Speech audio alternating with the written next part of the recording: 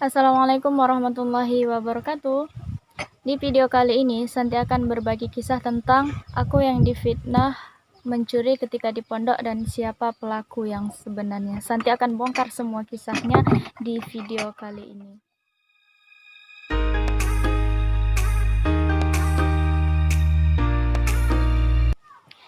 Jadi di video ini Santi akan belak-belakan membuka seperti apa kisah dulu waktu Santi difitnah di pondok dan siapa pelaku yang sebenarnya. Di sini Santi akan ceritakan semuanya dan seperti apa kronologinya. Jadi buat teman-teman atau siapapun yang menonton video ini, mohon maaf jika mungkin di video kali ini kata-kata Santi mungkin agak sedikit kasar, tapi yang intinya itu ambillah setiap hikmah dan pelajaran yang teman-teman dapatkan dari video Santi kali ini. Tapi sebelumnya mohon maaf kalau mungkin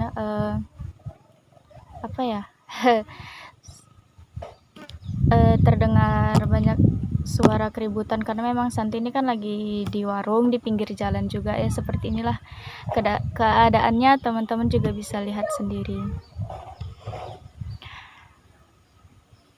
Nah, jadi awal ceritanya itu, kejadiannya ini waktu Santi kelas 2 SMA.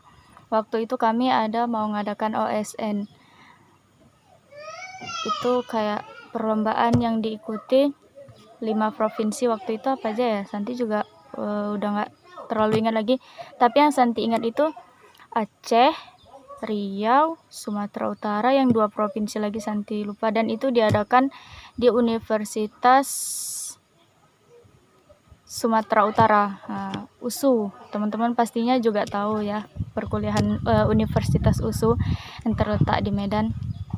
Nah, jadi waktu itu kita administrasi untuk mengikuti perlombaan itu 500 berapa ya, pokoknya 500 lebih gitu. Nah, jadi Santi waktu itu awal untuk uang awalnya itu kan dibayar 100 dulu. Jadi uang administrasi yang dibayar di awal itu 100.000 terlebih dahulu. Jadi waktu itu Santi telepon abang yang kerja di daerah Tolan, minta sama dia, "Bang, aku mau ikut gitu, ada perlombaan." Jadi uang mukanya itu 100.000 dulu, totalnya itu semua kan 500 berapa gitu ya, Santi lupa. Jadi ya udah, abang bilang, "Ya udah, yang penting kau bagus-bagus saja belajarnya, nanti biar berhasil waktu di perlombaannya, jangan nanti udah keluar uang banyak-banyak tapi nggak ada hasil, kan sayang." Seperti itu. Ya udah, jadi diusahakan dan uangnya itu dikirim ke ATM-nya teman aku, namanya Buah Hati. Nah, jadi pas ketepatan uang itu dikirim dan teman aku tadi mau pulang. Nah, jadi ini gimana gitu kan. Ya udah, pas itu dia ada pegang uang 100, jadi uang 100 dia dikasihkan ke aku dan uang yang ditransferkan abang aku tadi untuk dia, kan pas gitu ya. Nah, jadi setelah itu dia pulang dan uang itu pun langsung aku bayarkan, seperti itu. Dan selang beberapa hari kalau nggak salah, ada temen aku yang kehilangan uang sebanyak 500.000. Nah, setelah itu kita diinterogasi semua waktu itu pakai apalagi kalau di pondok, teman-teman juga pada tahu kan, pastinya banyak juga yang ngalamin itu sumpah pakai Al-Quran seperti itu ya, untuk membuktikan bahwa diri kita itu tidak bersalah. Dan setelah itu banyak interogasi lainnya. Dan setelah itu teman-teman aku yang satu asrama itu kan, mereka itu pada ribut ini itu segala macam, nyindir gitu kan. Aku ya nggak tahu karena bukan aku yang ngambil konten, aku yang sama sekali nggak merasa seperti itu. Bahkan setelah itu ada lagi yang kehilangan uang seperti itu kan, ada lagi yang kehilangan uang. Setelah itu mereka ribut lagi, ini dasar pencuri, ini nyadar apa masa uang teman sendiri diambil gitu kan. Ya aku juga nggak ada merasa, aku kan diam aja seperti itu kan. Jadi mereka nyangkanya itu aku karena aku nggak ada ngomong, nggak berani menjawab, nggak ada apa. Padahal waktu itu aku bener-bener sama sekali nggak tahu, nggak ada ngambil uang itu, dan aku juga nggak tahu kalau yang mereka sindir itu adalah aku. Seperti itu. Padahal waktu itu istrinya Ustadz Aep namanya, Al Ustadz ini bersama Umi dan anak-anaknya juga itu udah seperti keluarga aku sendiri seperti itu. Jadi waktu itu Umi Dewi pergi ke Bandung itu selama sebulan. Nah jadi selama Umi itu ke Bandung, aku dan teman aku namanya Wirda, kami lah yang mengurus kayak kantin, dapur, belanja segala macam. Jadi kami yang nggak tahu menahu apapun yang terjadi di asrama, karena kami yang cuman habis kegiatan pondok kami di kantin, ya seperti itulah. Bahkan kami jam 11 malam baru pulang ke asrama seperti itu, karena kan nyayur dulu untuk buat sarapan pagi, karena kan banyak tuh yang mau dimasain. Udah gitu karena setelah sholat subuh itu kan mufrodat, jadi nggak ada waktu untuk nyayur, jadi kami masaknya malam dan subuh baru dibantu sama ada ibu tukang masaknya seperti itu. Nah aku yang nggak tahu apa-apa, aku yang kesehariannya cuma di kantin, tiba-tiba aku yang dituduh. Dan itu pun aku tahunya ternyata yang mereka sindir-sindir itu adalah aku. Itu dikasih tahu oleh adikan kelas waktu aku lagi latihan tapak suci untuk persiapan panggung gembira. Jadi adik kelas ini datangin aku, cuman dia narik aku gitu kan ke tempat yang sunyi waktu kami lagi istirahat setelah latihan. Dan jadi dia cerita, "Kak, aku mau nanya," gitu dia kan. "Iya, nanya apa? Tanya aja," gitu. Aku dengar-dengar dari orang itu, katanya kakak yang mencuri uang itu.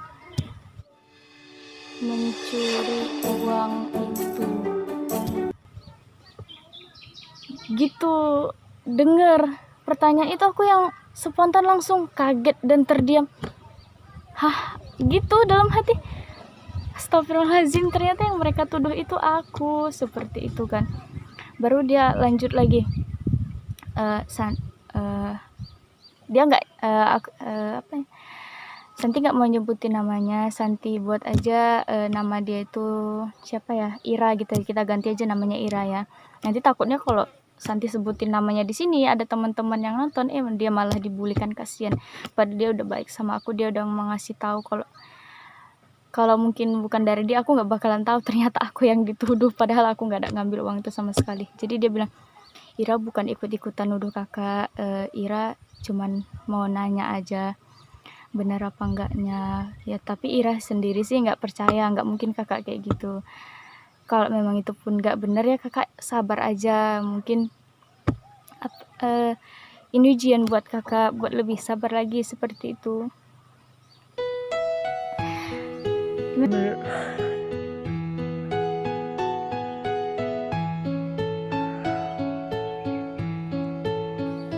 Sebenarnya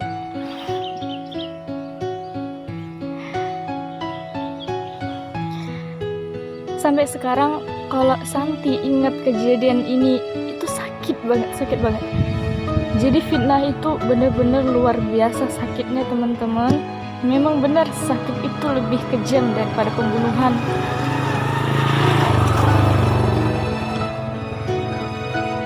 Nah jadi setelah malam itu selesai latihan, kita kan kayak ada kumpulan lagi sama Ustadz itu. Santi yang kayak ngelamun aja mikirin, ya Allah, kenapa mereka sampai harus berpikiran aku? Apa karena aku ini terlihat susah?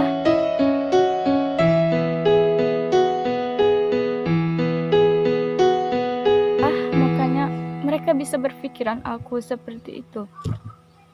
Ya aku sampai yang berhari-hari aku melamun diam, dan di saat aku sendiri tuh aku nangis karena memang kesehariannya mereka terus nyindir-nyindir seperti itu kan, padahal aku itu nggak ada. Ya walaupun kita tidak ada melakukannya, tapi kalau setiap harinya kita harus diperlakukan seperti itu, dijauhin, didiemin, pasti kan rasanya sakit ya, sedih seperti itu. Kita tidak berbuat apa-apa, tapi kita yang harus terkucilkan. Ibaratkan pepatahnya itu orang yang makan nangkanya, kita yang kena getahnya. Oh, luar biasa tau nggak? Sampai beberapa hari kemudian itu aku yang udah bener-bener gak tahan lagi dengan mereka. Kayak aku yang duduk di depan asrama sendiri gitu kan, sambil ngelamun. Pas berketepatan Ustadz Aib lagi duduk di depan rumahnya. Jadi Ustadz itu manggil, kamu kenapa nak gitu kan? Kok nggak sedih teman-teman, sedih banget. Kamu kenapa? Nampaknya sedih kali, kayaknya lagi punya masalah besar seperti itu ya.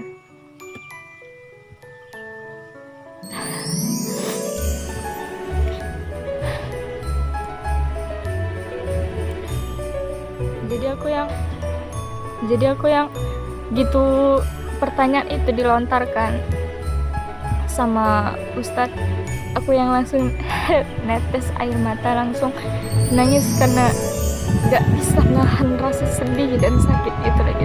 Ya jadilah aku langsung bilang, kenapa Ustadz Ana yang dituduh kayak gitu kan, padahal Ana itu gak ada ngelakuin sakit Ustadz, kita gak ada berbuat, tapi kita yang dikucilkan. Dan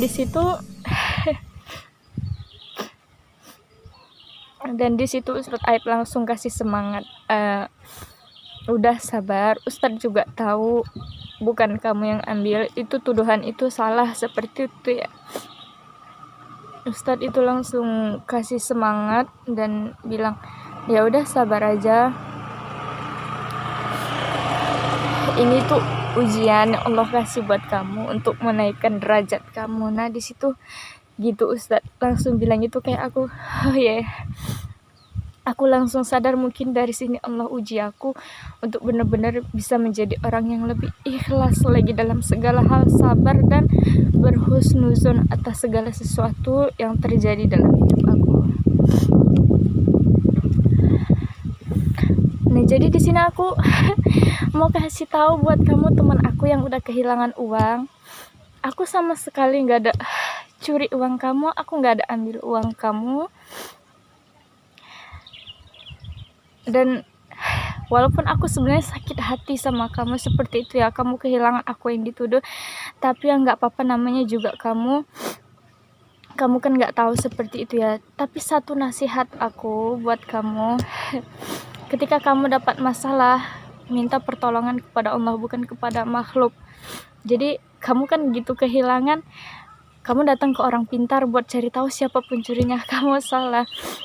Masa iya sih kamu lebih percaya sama makhluk ciptaan Allah? Makhluk itu seberapa tahu sih seperti itu ya?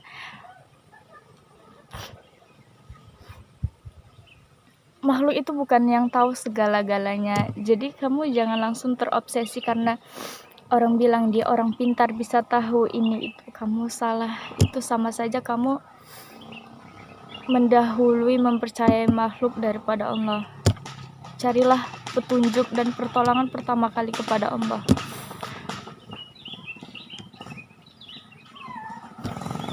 Dan juga buat kamu yang udah ambil uang dia, kamu itu kejam tau nggak?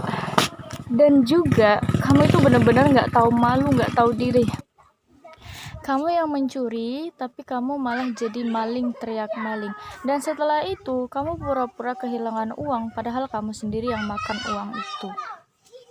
Maaf kalau kata-kata saya kasar untuk kamu.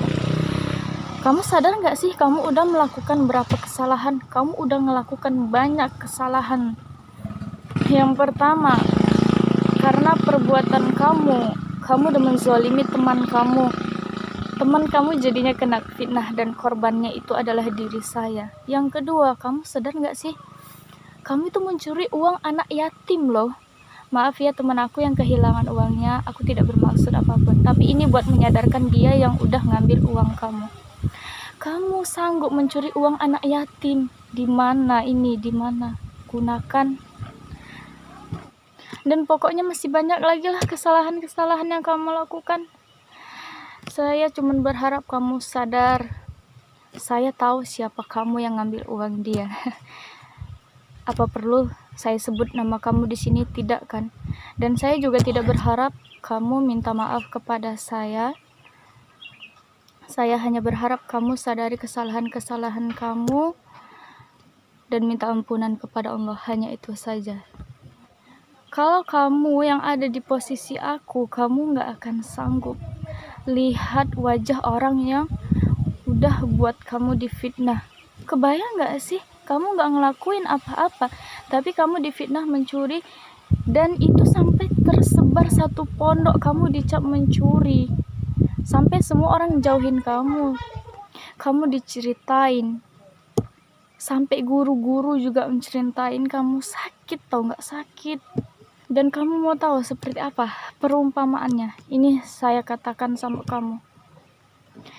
Meskipun saya sudah mengiris-iris seluruh tubuh kamu dari wajah hingga ujung kaki kamu, kemudian saya tetesi dengan air jeruk nipis dan saya masukkan lagi kamu ke dalam air panas, dan saya siksa dengan banyak macam hal lainnya, tidak akan bisa menghilangkan rasa sakit hati yang disebabkan dari fitnah, dari perlakuan kamu itu. Kebayang aja gimana itu sakit, tau gak? Bener-bener sakit. Dan buat kamu, teman aku yang kehilangan uang, sekali lagi aku katakan, bukan aku yang ngambil uang kamu. Orang yang udah ngambil uang kamu itu adalah teman dekat kamu sendiri. Logikanya aja, orang yang mencuri itu bukanlah orang jauh, tapi orang yang tahu seluk-beluk kita, yang dekat dengan kita. Juga pesan buat adik kelas aku tahu dan gak mungkin juga aku sebutin namanya ya, dan semoga aja dia nonton video ini dan dia juga sadar. Pesan buat kamu jangan suka menceritakan keburukan ataupun mencari kesalahan orang yang belum tentu kebenarannya. Kamu ceritakan di kelas, bahkan kamu ceritakan sama guru, kamu bilang saya mencuri karena saya tidak pernah dapat kiriman. Dari mana kamu tahu saya tidak pernah dapat kiriman? Saya dapat kiriman dari orang tua saya, dan uang itu ditransfer langsung ke Ustadz Gultom.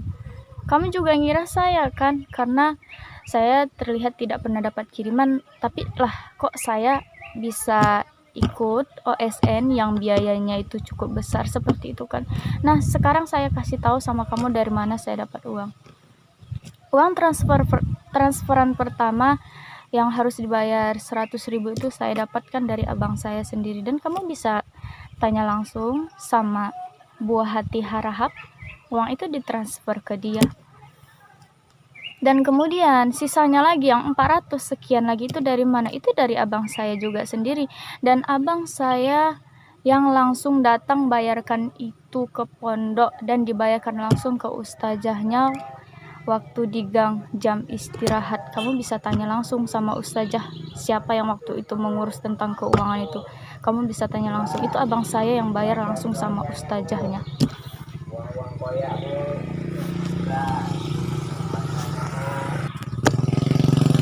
Lalu kemudian uang jajan saya dari mana?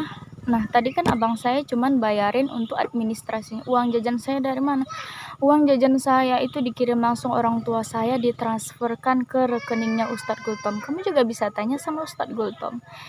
Kalau memang kamu rasa kurang jelas dan mungkin kamu rasa saya membuat video ini hanya untuk pembelaan diri saya biar saya tidak tertuduh dan disangka lagi, sampai sekarang kamu salah. Di sini saya ungkapkan semua kebenarannya.